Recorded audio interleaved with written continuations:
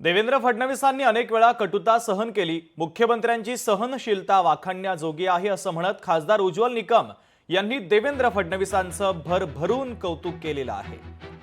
तर फडणवीसांनी अनेक वेळा कटुता सहन केली, मुख्यमंत्र्यांची सहनशीलता ही वाखाणण्याजोगी असल्याचं खासदार उज्ज्वल निकमांनी म्हटलेलं आहे। तर निकम यांनी देवेंद्र फडणवीस यांचं भरभरून कौतुक केलं।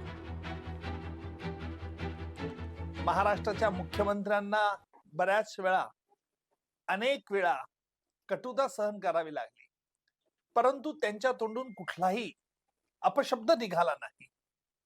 खरोखर ही सहनशीलता ही वाखाणण्यासारखी आहे, कारण त्यांचा एक शब्द या सोशल मीडियामध्ये अकारण वादळ पेटवत राहिला असता आणि म्हणून आपल्या जिभेवरती आपलं नियंत्रण असलं तर निश्चित मानसिक स्वास्थ्य लाभतं, परंतु त्यामध्ये जनतेमध्ये एक चांगला संदेश देखील दिला जातो। म्हणून मी मुद्दामून महाराष्ट्राचे मुख्यमंत्री देवेंद्रजी फडणवीस यांचं अभिनंदन करेल। लोकशाही मराठी ऐका, पहा, जागरूक रहा।